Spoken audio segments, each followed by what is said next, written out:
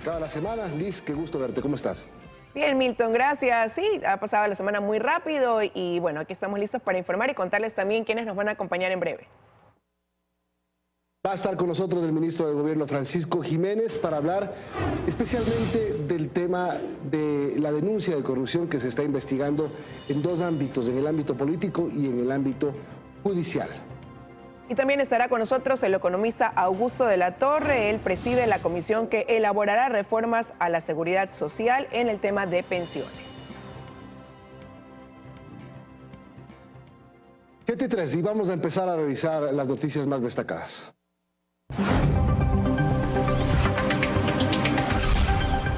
Advertencias sobre manejos irregulares de Hernán Luque en las empresas públicas se hicieron hace casi un año sin que el presidente Guillermo Lasso haya actuado. El exgerente de Flopec, Johnny Estupiñán, recuerda que el hombre de confianza de Lasso en las empresas públicas mostró un inusitado interés en mantener contratos que se dijo eran perjudiciales para el Estado. Hay irregularidades, hay mala gestión de administraciones anteriores, debería romper un contrato. Tenemos contratos de fletamento de buques que hemos tomado en arriendo para poder transportar el petróleo y los derivados especialmente. Estos contratos pues, han sido mal suscritos en condiciones desfavorables. Con esta declaración de marzo del 2022, Johnny Estupiñán, exgerente de Flopec, quería poner el dedo en la llaga. Denunciaba así que la empresa pública Flopec mantenía contratos de asociación perjudiciales. La sola advertencia, sin embargo, le costó el puesto. La orden, recuerda Estupiñán, llegó desde la gerencia de las empresas públicas, Hernán Luque. Es un poder de un superministro, porque él les tenía bajo su control en los directorios a los ministros. Hernán Luque, hoy bajo las sombras, era para entonces y desde julio del 2021 el hombre de confianza del presidente Guillermo Lasso en la EMCO. Asumió el control de las empresas públicas, 6 estratégicas con incalculables recursos a su mando. Pero Luque metió sus manos en Flopec y Estupiñán se lo advirtió al presidente tras ser separado del cargo en 2022. Y allí le cuenta que, una vez que exigimos a Amazonas Tankers Pool la finalización del acuerdo comercial o que mejore las condiciones contractuales que son desfavorables para Flopec, el presidente de EMCO, Hernán Luque, me pidió la renuncia y amenazó con mi destitución, manifestando un probable interés en mantener esta situación. El vínculo de Hernán Luque con Amazonas Tankers a través del señor Osvaldo Rosero. Osvaldo Rosero es el gerente actual, sigue de gerente subrogante. Y le informa sobre las pérdidas ocasionadas para Flopec por estos contratos onerosos, suscritos desde 2020 en adelante. En febrero, le notifiqué a Amazonas Tankers que después de 6 meses, el 1 de diciembre, se debería acabar el contrato o que renegociemos mejores términos. Amazonas Tankers continúa trabajando con Flopec. Osvaldo Rosero, vínculo de Hernán Luque, sigue de gerente general de Flopec. Estupiñán se refiere a la asociación con Amazonas Tankers, un contrato de arrendamiento de una decena de buques tanques para transportar el crudo que Ecuador entrega a Petrochina. Esta intermediación petrolera traía jugosas comisiones con supuestos sobornos de por medio. En 5 meses de gestión en Flopec, Estupiñán había denunciado pérdidas en contratos irregulares, contratos sin ganancias para el Estado. Su reclamo le costó el puesto y se quejó públicamente y en privado.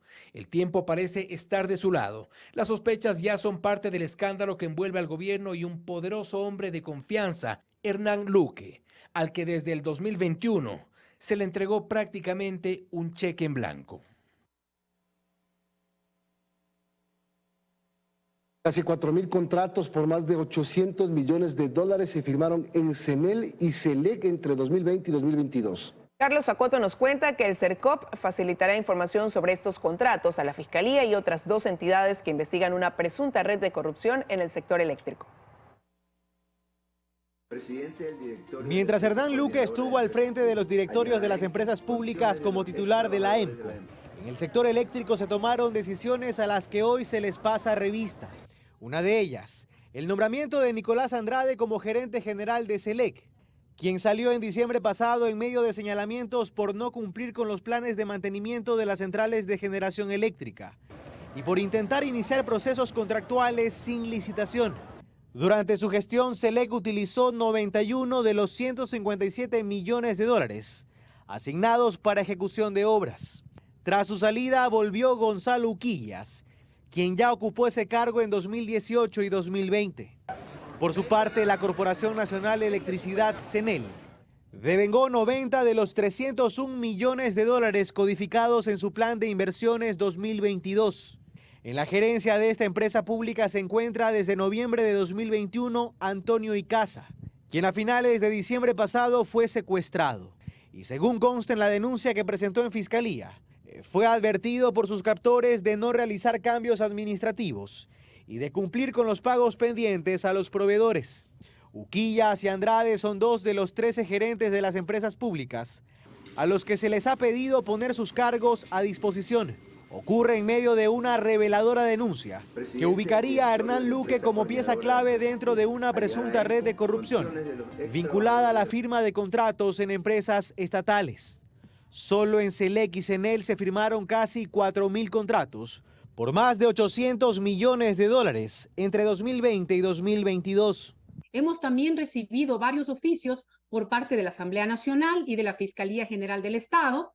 Yo diría que la próxima semana estaríamos ya respondiendo a todos estos oficios, como le digo, en un caso de la Secretaría de Política Pública Anticorrupción, de la Asamblea Nacional y de la Fiscalía General del Estado. Y estamos enviando con el nivel de detalle que consta en el SOCE. Es decir, al secretario Luis Verde Soto le haremos llegar la respuesta a la información que nos está solicitando, también a la señora fiscal y obviamente a la Asamblea Nacional. Sin embargo, Hernán Luque Lecaro no solo influyó en la toma de decisiones en las eléctricas. El otrora presidente del directorio de EMCO, al que el gobierno le ha dado ya la espalda, tuvo injerencia en el ámbito petrolero estatal, según las revelaciones que hasta ahora se conocen. El Frente Parlamentario Anticorrupción entregó nuevos elementos que a su criterio servirán para nutrir la investigación iniciada en la Fiscalía sobre la presencia del narcotráfico en la política del país. El frente, integrado por legisladores como Fernando Villavicencio, Sofía Sánchez y Ricardo Vanegas, se refirió a 3 casos en Esmeraldas y Azuay.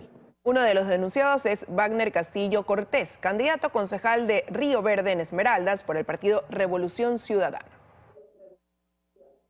Wagner Castillo Cortés, el candidato del correísmo a primer concejal del cantón Río Verde en la provincia de Esmeraldas, tiene una acusación formal por asesinato y narcotráfico. Su hermano fue capturado el año 2016 en Colombia y extraditado por pedido de la DEA y la justicia americana a los Estados Unidos. Entre los candidatos que hemos nosotros señalado, también hay candidatos del gobierno a dignidades, como se ha demostrado. Y si hemos entregado hoy estos 3 nombres, es porque le seguimos dando al presidente la oportunidad de que él presente los nombres. 7:11. El presidente de la República continúa su agenda de trabajo en Davos, en Suiza. Luego de su intervención en el Foro de Liderazgo para América Latina, siguió con sus reuniones de alto nivel. Así, mantuvo un encuentro con su par de Costa Rica, Rodrigo Chávez, en el que reafirmaron las excelentes relaciones bilaterales y objetivos que comparten con sus naciones. El jefe de Estado ecuatoriano también se reunió con la secretaria general de la Conferencia de las Naciones Unidas sobre Comercio y Desarrollo, Rebecca Greenspan. Con ella abordó temas de interés relacionados a comercio, desarrollo sostenible, financiamiento e inversiones.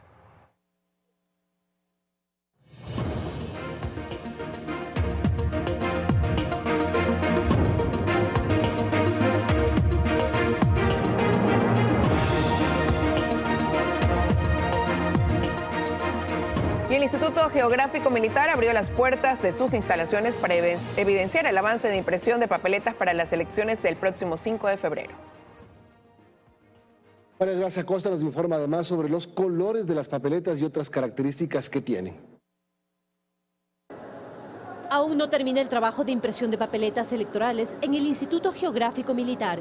Este tiene un avance del 96% del total de 82.330.962 papeletas para dignidades seccionales y Consejo de Participación y 13.358.444 papeletas para el referendo. Una vez más, el Instituto Geográfico Militar viene cumpliendo a cabalidad con el compromiso adquirido con el Consejo Nacional Electoral, demostrando responsabilidad, que la distribución de papeletas electorales inició ya este lunes 16 de enero con el envío de 425 paquetes electorales integrados para las circunscripciones del exterior. Asimismo, a nivel nacional inició ya la distribución de 40.139 paquetes. Según las autoridades, ya se ha impreso el 100% de papeletas para el Consejo de Participación, el 99,37% para alcaldes, el 96,97% para prefectos. Además, el avance en impresión de papeletas para concejales urbanos es de 97,31%, 60% para concejales rurales y 54,91% para vocales de juntas parroquiales, mientras que para el referendo, el avance de impresión es del 43,12%. En el caso de las actas de escrutinio, estas tendrán una marca de agua con el logo del CNE, el escudo del Ecuador. En cuanto a las características de las papeletas, hicieron hincapié en las seguridades de estas. Las papeletas electorales tendrán 3 niveles de seguridad. Además, las autoridades del Consejo y del Instituto Geográfico Militar mostraron los colores para cada dignidad. Recuerde que usted podrá identificarlos así. Las papeletas para alcaldes son celestes, para prefecto anaranjado, para concejales urbanos verde, para concejales rurales lila. Las papeletas de juntas parroquiales son de color amarillo, para el Consejo de Participación Ciudadana y Control Social gris y para el referendo las papeletas son blancas. 7:14 y en las sedes del registro civil ya a nivel nacional se aplica un plan para atender el incremento de la demanda de emisión de cédulas de ciudadanía de cara a las elecciones. Este sábado la entidad atenderá y también el domingo, día de los comicios. Pese a la concurrencia, dice el director general de la entidad que el tiempo máximo que toma realizar el trámite es de 45 minutos. 7:14 de la mañana, momento de irnos a una pausa, Milton y amigos.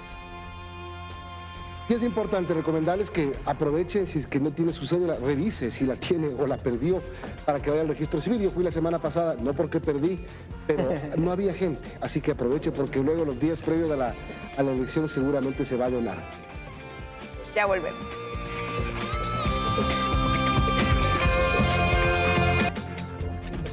Siete y 19 de la mañana, estamos viendo imágenes a esta hora como luce Salinas, Milton, y esto a propósito de este oleaje que viene soportando la costa ecuatoriana, ¿no? 32 playas del país se mantienen con bandera amarilla debido a esto. Y será hasta el 24 de enero según el INOCAR. En la parte baja ustedes pueden ver en vivo en este momento la playa de Salinas, luce tranquila, sin embargo la bandera amarilla se mantiene. Esa imagen es en vivo en Salinas.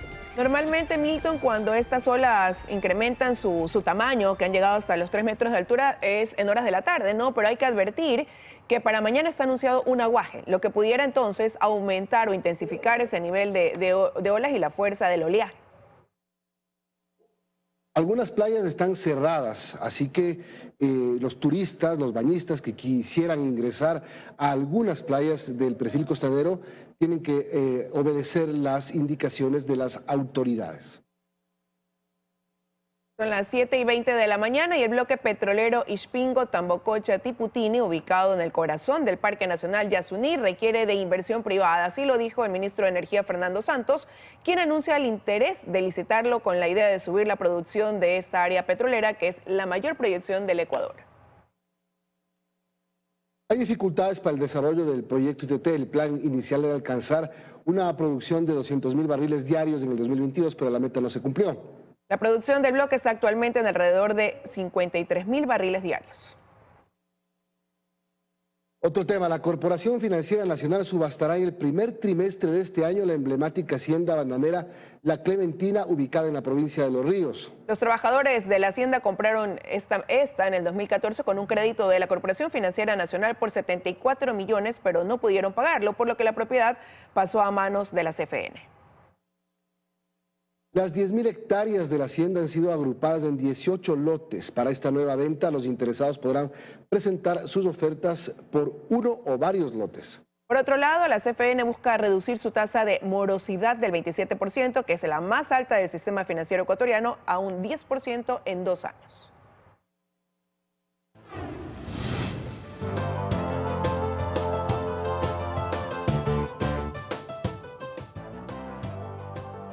Máxima tensión en Perú, enfrentamientos en multitudinarias manifestaciones para pedir la renuncia de la presidenta del Perú, Dina Boluarte. En Arequipa, un manifestante murió y otros 10 quedaron heridos en un intento por tomar por asalto el aeropuerto. Amigos, bienvenidos. La población del Ecuador ha crecido de 3,5 millones de habitantes a casi 18 millones, desde que hubo el primer censo en 1950 hasta el año pasado. ¿Será que esta evolución al alza va a continuar para siempre? Pues según las Naciones Unidas, la tendencia se va a moderar mucho en los próximos 50 años, cuando la población debería llegar a un tope de algo más de 23 millones hacia el año 2070. Después de eso, debería haber un pequeño descenso poblacional. Este cambio de tendencia se debe básicamente al número de hijos por madre, que se ha reducido significativamente en las últimas décadas y actualmente está en niveles que tienden a llevar la población a estabilizarse. Claro que cuando tengamos los datos del nuevo censo, esto de aquí se va a corregir. No sabemos si para arriba o para abajo, pero es seguro que va a modificarse la estimación con toda la información más actualizada que tendremos. Muchas gracias. Economía para todos. Pichincha Mais le da más valor a tus millas, para que puedas alquilar el carro que quieras en el país que desees. No solamente volar, para que puedas hospedarte en más de 175.000 hoteles en el mundo. No solamente volar, y para que puedas canjear tus millas por miles de productos de todas las categorías. No solamente volar, pero si quieres volar, tienes más de 250 aerolíneas para elegir. No solamente una.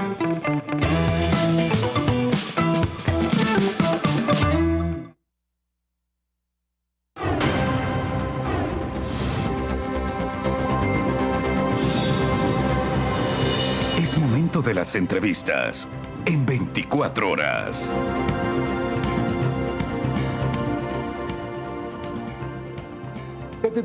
Saludamos al ministro de Gobierno Francisco Jiménez para hablar especialmente de esta denuncia de corrupción al interior de varias empresas del sector estratégico. Ministro, gracias por acompañarnos.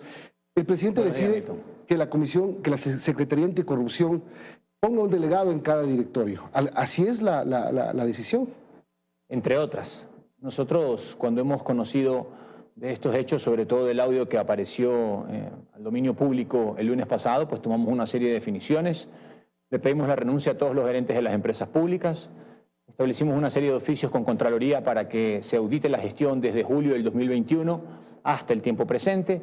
Y obviamente también entre esas decisiones comunicamos a Fiscalía para ponernos, ya lo habíamos hecho, pero lo reiteramos, para ponernos a disposición de ellos para la investigación. Además de eso, enviamos aproximadamente 3.800 contratos al Frente de Lucha contra la Corrupción, Anticorrupción, que se ha formado en la Asamblea, para que ellos puedan revisar cuál es el contenido y funcionamiento de todos esos contratos y puedan hacer un informe completo. Y finalmente también pues tomamos la decisión de que un miembro de la Secretaría Anticorrupción forme parte de todos los directorios de las empresas públicas. Le pregunto sobre la Secretaría Anticorrupción, ministro, porque hace algunos meses se anunciaba con bombos y platillos en el Palacio de Carondelet que la Secretaría Anticorrupción va a trabajar al interior de las empresas públicas para evitar la corrupción. ¿Qué pasó con la Secretaría Anticorrupción? Bueno, ellos han venido trabajando. Una de sus funciones es dictar justamente políticas públicas para prevenir los casos de corrupción. El tema no es sencillo. Pero nunca detectaron nada.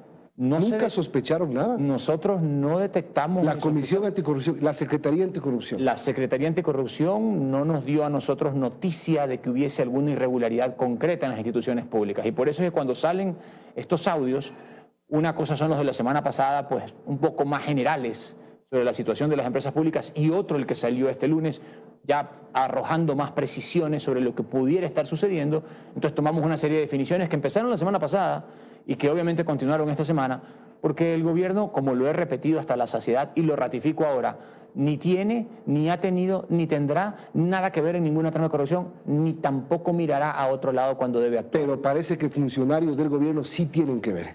Bueno, mire usted, son a nivel de primera línea entre ministerios y viceministerios, estamos hablando de 3.000 a 5.000 funcionarios. Y de allí para abajo, entre los funcionarios de medio, nivel estándar y bajo nivel, o hasta los que tienen cargas operativas, estamos hablando aproximadamente de una plantilla de 20.000 funcionarios. Alguien se puede filtrar allí. El problema está en que si es que algo sucede, primero, está clarísimo que va a ser a título individual. individual, porque el gobierno no participará en ninguna trama de corrupción, pero sobre todo nosotros tomaremos decisiones para que esos hechos no se repitan. Pero si es que ese alguien es Hernán Luque, una persona muy cercana al poder, muy cercana al presidente, es preocupante. Sin duda es preocupante si es que se confirma que él es la persona de los audios y si es que se confirma que esta tentativa de delito se materializó, y por eso vamos a llevar a cabo todas las investigaciones. Si es que eso se confirma, nosotros tenemos que tomar todas las medidas para que este señor pague por sus culpas ante el sistema de administración de justicia y cualquiera que haya estado involucrado en estos hechos. ¿Por qué el gobierno reacciona tan tarde, ministro? Ustedes salen a hablar el 16 de enero, el lunes anterior. La denuncia de la Posta se presentó una semana atrás. Hay una diferencia entre los audios que salieron la semana pasada y el audio que salió esta semana. Los que salieron la semana pasada, yo mismo fui a la asamblea, no fui convocado, pero acompañé al secretario Iván Correa a la asamblea con la investigación que estaba llevando la Comisión de Justicia, y la información que nos dieron a conocer ahí estaba llena de ambigüedades, de voces robóticas, de fotos que habían sido pegadas ahí al audio. Y ¿No creían ustedes en lo que...? No creíamos. ¿Pensaban que la prensa se estaba inventando un escándalo? No creíamos que se estaba inventando, pero no veíamos consistencia en la información que había sido reproducida. Y por eso lo que hicimos fue ponernos en contacto inmediatamente con Fiscalía para que Fiscalía lleve a cabo todas las investigaciones pertinentes. Ahora, con los audios que salen el día lunes, en el que aparentemente habría participado este exfuncionario Hernán Luque y aparentemente habría participado un señor denominado Rubén Cherres, entonces decimos, ok, aquí hay elementos que sí ameritan investigación, al igual que los ameritaban los de la semana pasada, pero con menos contundencia que los de esta semana. Por lo tanto, tomamos una serie de medidas nosotros mismos respecto de las empresas públicas, tomamos una serie de medidas respecto de la Fiscalía, tomamos una serie de medidas respecto de la Contraloría, y la Fiscalía sabe que cuenta 100% con nosotros para llevar a cabo el proceso investigativo que considere pertinente para que todos los que hubieran participado allí tengan que responder ante la justicia. ¿Usted puede certificar que Hernán Luque está fuera del país? Nosotros tenemos información que permite pensar que el señor estaría fuera del país, pero eso es algo que está... Pero movimientos migratorios no se puede... Sí tenemos movimientos migratorios, pero no nos olvidemos que es la Fiscalía la que debe decir si es que opera algún tipo de orden en su contra o el juez. Eso es diferente. Eso es diferente. Lo que yo le pregunto es si es que Luque está aquí o está fuera. De la información que tenemos, el señor estaría por lo pronto fuera del país. ¿Se fue cuándo? Aproximadamente en el transcurso de la semana pasada. Dicen que se fue el 9 de enero. Sí. Se fue el 9 de enero y el 15 el presidente dice ubíquenme. Entre el 9 y el 10 de enero. Nosotros no sabíamos, que nosotros no podemos proceder. ¿A dónde se fue Luque? No podemos dar esa información porque eso lo maneja el Ministerio del Interior. ¿Pero sí saben dónde está? Sabemos, tenemos información de dónde está. Nos sometemos, el día de ayer la Fiscalía ha hecho público un comunicado en el que dice que va a llevar a cabo el debido proceso, nos darán las órdenes pertinentes y en el momento que lo hagan nosotros procederemos. Tenemos que también guardar el respeto al ordenamiento jurídico que existe en la República. Nosotros no podemos proceder por una eventual noticia criminis y agarrar a alguien sobre el cual no tenemos ninguna orden. No agarrarlo, pero por lo menos llamarle, pedir una explicación y decirle, están diciendo esto de ti. ¿Por qué Luque salió del gobierno en diciembre? Por niveles de competencia. Él mismo presentó su renuncia. Nosotros periódicamente hacemos un informe sobre los diferentes funcionarios que están en las diferentes empresas y obviamente los índices que se estaban presentando no eran los idóneos y en ese momento se decidió, una vez que él presentó su renuncia, pensar en un mejor perfil que es el que ahora está al frente de las empresas públicas. Danilo Carrera, el cuñado del presidente, ¿qué tiene que ver con el gobierno? Absolutamente nada. ¿Y por qué está en la comitiva que fue a Washington? Mire, puede haber muchas razones de índole familiar o personal que hagan que él aparezca en una foto en alguna gira internacional que haga el presidente. Pero de ahí a que él tenga influencia sobre el gobierno y que, peor aún, eso signifique que ha participado en una trama de corrupción, es estirar las cosas demasiado. Una cosa es que pueda eventualmente aparecer una foto por razones de índole familiar o personal, y otra cosa muy distinta es que tenga algún tipo de incidencia en el gobierno. No tiene ninguna, no participa en ninguna decisión, no ha recomendado absolutamente a nadie, no tiene nada que ver con el funcionamiento del gobierno. Y eso nosotros estamos 100% seguros, porque al final del día es el presidente el que decide y él es el que gobierna. Ministro, yo le preguntaba, ¿qué hizo la Secretaría de Corrupción? Se durmió. Porque si es que nombran una secretaría que dice que va a trabajar, incluso decían que va a poner una oficina en cada institución pública para luchar contra la corrupción, para evitar que se produzcan estos actos, ¿Dónde estaba la Secretaría? Hay una carta que le quiero poner en pantalla que el señor Estupiñán, exgerente de Flopec, despedido por Hernán Luque el año pasado, ahí está. En marzo del 2022 le enviaba al presidente de la República alertándole de lo que estaba pasando en Flopec. Marzo, hace casi un año. Pero veamos el texto de lo que dice. Ahí habla de sustentado en política de anticorrupción y en transparencia, ya se me fue, pero habla de todo lo que pasó. Al final habla de mala administración. Pero bueno, le está alertando al presidente. ¿Qué se hizo? Sin duda, sin duda. Y habla de que Luque tenía un extraño interés en mantener ciertos contratos.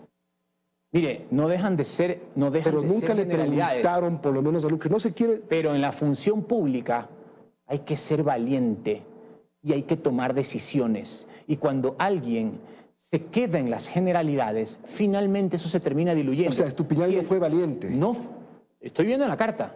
Sí, pero si uno aparte dice, de las declaraciones de Estupiñán, la carta es una cosa. Aquí hay cosas raras, tiene que decir esto, pero está hablando de hechos concretos. Claro, pero usted sabe cuánta información llega de que tal funcionario está actuando mal, o de que tal persona está cometiendo estos errores, o de que tal persona es correísta y no debería estar en el gobierno. De todo nos llega todos los días en el ejercicio del gobierno, porque estamos hablando de 20.000 funcionarios que trabajan en más de 100 instituciones públicas, y esto sin contar las empresas públicas. Entonces, el universo de escrutamiento o de revisión de las acciones de los distintos funcionarios es muy grande. Por eso es que, lo sostengo, cuando uno denuncia algo, tiene que ir hasta el final y tiene que decir, en esta circunstancia fue y con esta circunstancia se produjo y estas son las cosas que se tienen que investigar. Allí el Estado puede intervenir. ¿Por qué? Porque si no, esas afirmaciones se pierden en la multiplicidad de afirmaciones que todos los días se deslizan entre las diferentes instituciones. Y obvio, nosotros aquí estamos para tomar decisiones y las estamos tomando. Por eso es que el presidente determinó la existencia de una Secretaría Anticorrupción. Pero todo tiene su proceso. Una Secretaría que no funcionó. Yo no a veces... Le preguntaron al secretario Verde Soto qué pasó. No aseveraría que no funcionó. Simplemente las cosas tienen su proceso. Y otra cosa más, no es potestad de una sola persona ni de una sola institución combatir la corrupción. Es potestad de todos los ecuatorianos. Por eso es que nosotros siempre hemos dado facilidades a la prensa para que denuncie todo lo que tenga que denunciar. Hemos sido las personas que más hemos impulsado la libertad de prensa. Obviamente eso tiene su corresponsabilidad en la medida de la seriedad de lo que se hace, pero jamás hemos pretendido tapar el sol con un dedo y lo vamos a seguir haciendo porque eso es lo que construye el pilar de un Estado democrático. Imagínese usted, en el pasado jamás podríamos haber tenido acceso ni a estos audios ni a estos hechos de corrupción porque la prensa estaba amordazada. Y hoy nosotros, nuestra guerra no es contra ellos, nuestra guerra es contra la corrupción. Y esas son las medidas que tenemos que tomar. Algunas llegan a tiempo, otras se producen cuando los hechos se producen también, pero en ningún momento ni nos quedamos callados, ni miramos para otro lado, ni dejamos de tomar acciones. Usted me va a decir que Danilo Carrera no es funcionario del gobierno y que no pueden responder por él por su decisión de presentar una demanda contra Anderson Boscan. Es su honra. Pero se ve feo. Es su honra. Si a usted alguien en la calle viene y lo insulta o le imputa cosas o le dice que ha estado inmiscuido en esto o lo de acá, usted tiene todo el derecho de presentar las acciones ante los tribunales correspondientes. Nadie puede quedarse callado ante una imputación que considere que está afectando su honra. Es el derecho y la contracara de la libertad de prensa, pues porque no hay escenario de censura previa. Todo el mundo puede decir lo que sea, pero también están los tribunales de justicia donde los excesos tienen que afrontarse. Y el tiempo dirá quién finalmente tiene la razón, porque al final del día, cuando se producen estas denuncias, pues nosotros vamos a descargar lo que corresponda, vamos como siempre a abrir las puertas de todas las instituciones para que las investigaciones se lleven a cabo, y en el evento de que no sean comprobados esos supuestos delitos, no es la honra del gobierno la que se daña, porque al final del día el gobierno es una entelequia, es una ficción jurídica que se plasma a través de instituciones, pero sí la honra de los individuos, y ellos, a título privado, están en su posición de defenderse. Bueno, se probará esto en la justicia, pero por lo pronto hay 2 personas que están por los techos. Por lo pronto hay 2 personas que están monitoreadas. Que están monitoreadas. Monitoreadas, pero no ubicadas. Que están monitoreadas, pero no ubicadas porque no tenemos la potestad legal para ubicarlas y hacer eso. ¿Por qué el presidente entonces pide que les ubiquen? Bueno, porque si no tiene la potestad, ¿por qué el presidente hace de fiscal? Están monitoreadas, pero no las podemos poner a órdenes de la justicia porque eso depende de las instituciones pertinentes.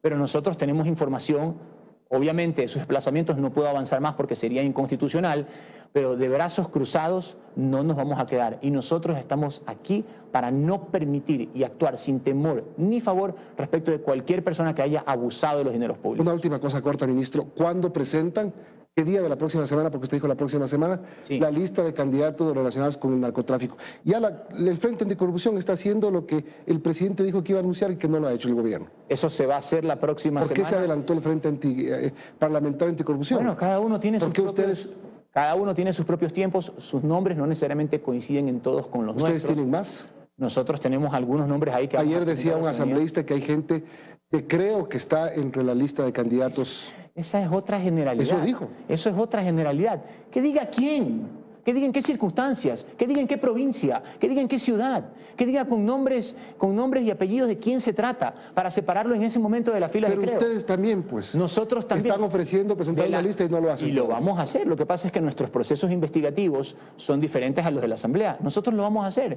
sin prisa pero sin pausa. Y el presidente llega este fin de semana, vamos a revisar esos nombres que ya tenemos, la investigación está casi completada, lo vamos a hacer en el transcurso de esta semana, pero lo que yo sí quiero aprovechar este espacio es que las generalidades le hacen mal a la democracia. Las precisiones ayudan a construir un país distinto. ¿Y una comisión legislativa que se armó para investigar el caso de la denuncia de corrupción? Ellos siempre buscan pescar a río revuelto. ¿Usted cree que están atentando políticamente contra el gobierno, la consulta popular? Yo creo que, como dicen en mi tierra, en Guayaquil, las coincidencias en Pascuales. Y si era una investigación, como se dice, que se estaba desarrollando desde hace 6 meses, ¿cómo así aparece justo ahorita cuando faltan 2 o 3 semanas para que la gente se pronuncie sobre una consulta que ante los ojos de todos aparece como muy sólida, con números muy sólidos, muy fuertes? Y resulta que inmediatamente que se da estas denuncias con estos audios, aparece la conformación inmediata en la Asamblea de una comisión que no es a la que naturalmente le correspondía esto, porque ya lo estaba investigando la Comisión de Justicia y también lo podría investigar la Comisión de Fiscalización, pero no, resulta que la Asamblea se reúne, vota y crea una comisión con diferentes asambleístas para que luego esto se pronuncie sobre este tema. El problema es politizar las cosas y tratar de engañar a la gente. Nosotros estamos seguros que somos un gobierno honesto, que no hemos participado en ninguna trama de corrupción, que lo vamos a demostrar y por supuesto rechazamos que estos hechos, que perfectamente deben ser investigados, sirvan como plato de comida para eventuales maniobras politiqueras que intentan afectar, eso sí, procesos políticos de fondo que necesita el país. Gracias, ministro. Francisco Jiménez, ministro de Gobierno. Vamos a una pausa y regresamos enseguida. A esta hora le damos la bienvenida al economista Augusto de la Torre, quien lidera la comisión que trabajará en reformas para el sistema de pensiones de la Seguridad Social. Bienvenido, buenos días. Muy buenos días, Liz. Un placer estar acá. El gusto es nuestro, economista. Han pasado ya más de una semana desde que se conformó la comisión. ¿Y por dónde han arrancado su trabajo? Bueno, hemos empezado el trabajo con reuniones internas para organizarnos mejor y planear las reuniones de consulta que empezaremos con la sociedad pronto. También hemos invertido bastante tiempo en reuniones técnicas, en particular con los especialistas de IES. Yo debo decir que estoy muy bien impresionado con las capacidades técnicas y las capacidades analíticas que hay en esa institución, lo que augura que vamos a tener un trabajo bastante fluido y productivo para el análisis de los datos que se necesita para presentar soluciones que sean durables. Ahora, economista, usted conoce bastante bien la situación del IES. Hace 5 meses atrás conversábamos en este espacio y ya mencionaba que podría llegar el momento en que no hubiera dinero para pagar, por ejemplo, a los jubilados. Pero, ¿qué hacer? ¿Por dónde ir en ese camino cuando las soluciones a ese problema todas pudieran tener un costo político por la dureza de las mismas, ¿no? ¿Cuáles son las opciones que barajan? Mire, lo primero de todo, creo que la conversación entre los interesados, que en el fondo son todos los ecuatorianos, pero en particular los jóvenes, a quienes les interesa más que a nadie que nuestro sistema de pensiones funcione para los siguientes 50 o 100 años. Yo creo que el comienzo debería ser entender cuáles son las causas principales del problema que tenemos, porque si no tenemos un buen diagnóstico, vamos a aplicar la medicina equivocada. Permítame darle un ejemplo. Hay muchos ecuatorianos, particularmente representantes de los afiliados o los pensionistas, que atribuyen el problema de la seguridad social y el problema de las pensiones a un problema de mal gobierno, una gobernanza equivocada, errores institucionales y corrupción. Ese, en efecto, es un problema de nuestro sistema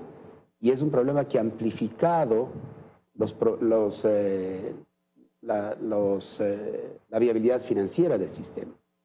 Hay otros que piensan que el problema fundamental es que el fisco todavía no le paga ciertas deudas que no se han documentado al IES y que eso y la suspensión de pagos del 40% desde el fisco al IES es la causa principal del problema. Y en efecto, ese es un problema importante que ha amplificado los problemas estructurales del IES. Pero quizás lo más importante que la población en el Ecuador debería entender es que la causa más importante, más fundamental del desequilibrio que tenemos en el sistema pensional es el choque entre el diseño de nuestro sistema y el cambio en el perfil demográfico de la población. En 1950, los ecuatorianos en promedio fallecían a los 50 años de edad. Ahora, la esperanza de vida es tal que el ecuatoriano en promedio fallece a los 80 años de edad. Entonces, no solo que tenemos un porcentaje cada vez mayor de ecuatorianos en la tercera edad, sino que aquellos que estamos en la tercera edad vivimos más largo y por tanto la duración de las pensiones es más larga y el número de jubilados va creciendo. En 2010, para darle un número, teníamos cerca de 200,000 jubilados. En el 2022 tenemos cerca de 500,000 jubilados. Pero hay que ser economista. Por ejemplo, ampliar los años, el tiempo para jubilarse, ¿pudiera ser una opción? Mire, por alguna razón que no es clara para mí, cada vez que se habla de reformas al sistema de pensiones, lo primero que se le viene a la mente a los ecuatorianos es la edad de jubilación.